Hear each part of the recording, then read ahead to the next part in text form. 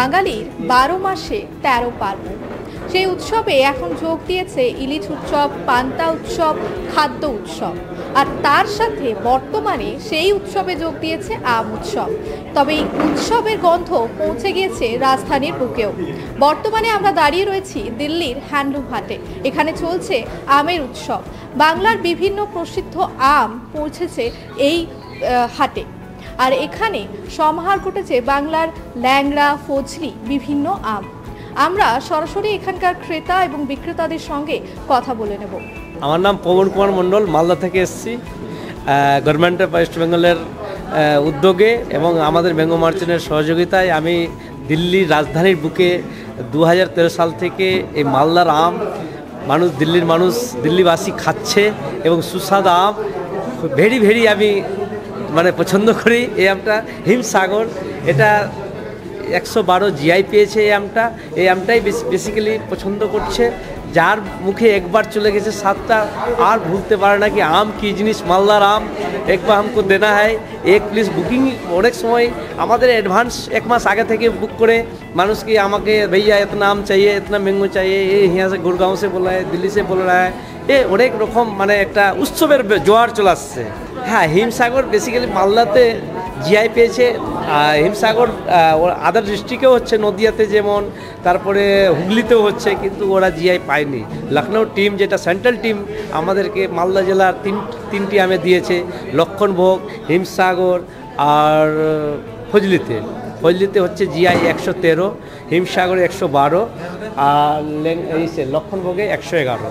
এই তিনটা তকমা পেয়েছে। এখন কেউ যদি ধরুন কোনো কৃষক আম চাষ করতে চায়, সেক্ষেত্রে রাজ্য সরকারের কাছ থেকে কোনো ভর্তুকি বা এরকম করে তারা হ্যাঁ, আমাদের ওটা রাজ্য সরকারের সহযোগিতা রয়েছে। যারা নতুন আম বাগান করবেন তাদের 20% না 30% একটা ডিসকাউন্ট আছে।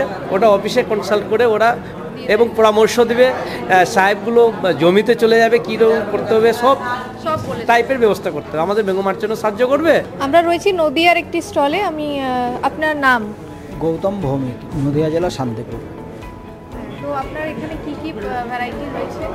নদিয়া জেলা থেকে এবছর এসছে হিমসাগর, ল্যাংড়া, আম্রপালি, গোলাপখাস, ফজলি, লক্ষণভোগ, এই সমস্ত ভ্যারাইটিস কোয়ালিটি আম আমরা এবছর দিল্লির বুকে আনতে পেরেছি। আপনারা কত বছর ধরে আসছেন? আমরা এবছর এই মেলা 10 বছরে পড়লো। আমি এসছি এটা নিয়ে 6 বছরে দিল্লির মেলায় পদার্পণ করলাম। তো আপনি চাষ করেন? চাষের সাথে? আমি চাষের সঙ্গে যুক্ত এবং সমস্ত আমি আমার গাছের আম নিয়ে এসছি এখানে। তো আপনার যদি জিজ্ঞেস করি যে আপনার একটা বার্ষিক আয় শুধুমাত্র এই আম চাষ থেকে, তাহলে আপনি সেটা কত বলবেন?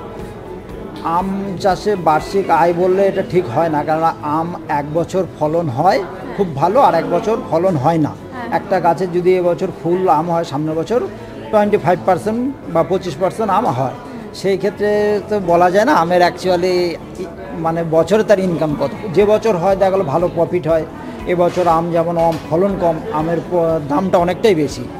সেই ক্ষেত্রে ঠিক বলা যাবে না, তবুও একটা অনুমানিক আমাদের বছরে আম বাগান দেখা গেলো আমাদের 10 বিঘার আম বাগান, তাতে আমাদের 1-1.5 লাখ টাকা বছরে আমরা পাই। আমরা 1-1.5 লাখ টাকা বছরে পাই, সমস্ত খরচ বাদ দিয়ে। তো এর মধ্যে কোন প্রজাতি ভ্যারাইটিটা সবচেয়ে ভালো চাষের ক্ষেত্রে? আমাদের নদিয়া জেলার মধ্যে সবথেকে টপ আম হচ্ছে হিমসাগর। আমাদের নদিয়া জেলার মধ্যে বলা যায়, ওয়েস্ট বেঙ্গলের মধ্যে যদি আমরা আমের যে বিশ্লেষণ হয়, কলকাতাতে যা একটা আমের মেলা হয়, তাতে দীর্ঘ বছর ধরেই দেখছি নদিয়ার হিমসাগর সর্বসেরা। তার কারণ ওখান থেকে আমরা প্রত্যেক বছর ফার্স্ট প্রাইজটা পাই। এখানে যে মেলাটা হয় এখানে কোনো তার প্রাইজ উল্লেখ থাকে না, কিন্তু কলকাতাতে যে মেলার প্রাইজ থাকে তাতে দেখা যায় আমরা প্রত্যেক বছরই ফার্স্ট প্রাইজ হিমসাগরে পাই। তাতেই বলা যায় যে নদিয়ার বেস্ট কোয়ালিটি ম্যাঙ্গো সেটা হচ্ছে হিমসাগর। আমার নাম সুজয় মণ্ডল। হ্যাঁ, মুর্শিদাবাদ থেকে। মুর্শিদাবাদের নওদা ব্লক থেকে এসেছি। আমি এনেছিলাম প্রচুর ভ্যারাইটি। মুর্শিদাবাদ যেহেতু একটা নবাবের দেশ, ওখানে 100 রকমের ভ্যারাইটি আছে আমের। তার ভেতরে আমরা 18 রকমের ভ্যারাইটি এনেছিলাম। মতিচুর, কোহিনূর, রানী পছন্দ, বেগম পছন্দ, গোলাপখাস, মোলামজাম, হিমসাগর, লক্ষণভোগ, ল্যাংড়া, প্রচুর ভ্যারাইটি ছিল। তো এখানকার মানুষের রেসপন্স কীরকম এই আমের প্রতি? আমের প্রতি দেখুন, দিল্লিতে হিমসাগর এটাই বেশি মানে এটাই প্রাধান্য দিচ্ছে আর কি। হ্যাঁ, অন্য যে ভ্যারাইটিগুলো তার প্রতি অতটা মানে অত মানুষ জানেও না। হ্যাঁ, এটা সম্বন্ধে আর কি অত নয় আর কি বেশি। আমি আপনাকে তো বলে দিলাম যে মুর্শিদাবাদের 100 প্রজাতির ভ্যারাইটি আছে। হ্যাঁ, সেটা মানুষের কাছে অত ভ্যারাইটি পৌঁছাতে পারেনি, অত ভ্যারাইটি সম্বন্ধে জানেও নাই আর কি। হ্যাঁ, যেমন আমি বললাম না যে জগন্নাথ ভোগ আছে, একটা রোগনি আছে, রানী পছন্দ, চম্পা, খুবই সুন্দর টেস্ট আম, কিন্তু ওইগুলো হচ্ছে কি একটু আর্লি ওঠে, মানে ওটা শেষ হয়ে গেছে, যার জন্য আমরা এখন যেগুলো আছে আমাদের মুর্শিদাবাদে সেইগুলোই নিয়ে আসছি আমরা বাজারে। তো এতগুলো যেহেতু ভ্যারাইটি আপনি জানেন বা আপনার চাষের সাথে যুক্ত, তাহলে মানে আম চাষের অসুবিধাটা মানে এই বছর কি মানে হচ্ছে এই টাইমটাতে? এই টাইমটা অসুবিধা হচ্ছে আমাদের পশ্চিমবাংলায় হচ্ছে আমের অপিয়ার, কারণ আম প্রতি বছর একই সমানভাবে ধরে না। হ্যাঁ, এক বছর বেশি ধরলে তার পরের বছর একটু কম ধরে। তার ভিতরে কিছু ভ্যারাইটি আছে যেমন অম্রপল্লী, মল্লিকা, এইগুলো একটা নিয়মিত ফলন দেয়। হ্যাঁ, কিন্তু আপনার বাজারের যে ভালো প্রজাতির আম বলতে গেলে একটা দিল্লির মধ্যে বুকে আর কি, যেমন অম্রপল্লী, এই হিমসাগর, তারপরে হচ্ছে আপনার মোলামজাম, ল্যাংড়া, এইগুলোর একটা ডিমান্ড আছে।